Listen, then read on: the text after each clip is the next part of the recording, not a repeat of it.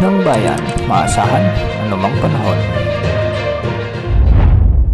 Gandang araw po sa ating lahat. Narito na ang pinakahuling update sa magiging lagay ng ating panahon ngayong araw ng Linggo, June 15, 2025 at sa susunod na 24 oras. Sa kasalukuyan ay dalawang weather systems pa rin ang nakakaapekto sa ating bansa. Una rito ang easterlies o ang mainit na hangin mula sa karagatang Pasipiko at pangalawa naman ang Intertropical Convergence Zone o ITCZ na nakakaapekto naman sa ilang bahagi ng Visayas at Mindanao. Dahil nga sa pag-iral ng Intertropical Convergence Zone, asahan ng maulap na kalangitan na may mga kalat-kalat na pag-ulan sa bahagi ng Eastern Visayas at sa buong Mindanao. Makikita natin sa ating satellite animations na maraming kaulapan ngayon ang bumabalot sa mga nabanggit na lugar na siyang posibleng magdala ng mga pagbaha at pagguho ng lupa, lalo na kung may mga katamtaman hanggang sa malalakas na pag-ulan.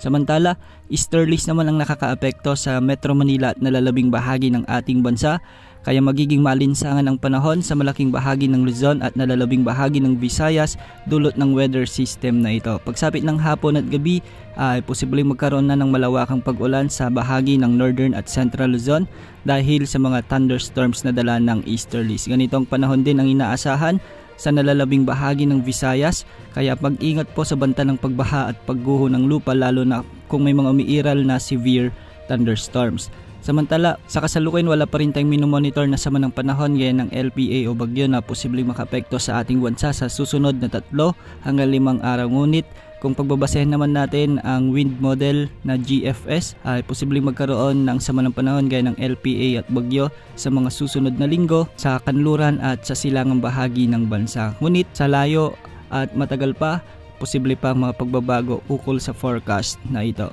Yan muna ang update sa lagay ng panahon. Ito po ang weather update ng bayan, maasahan anumang panahon.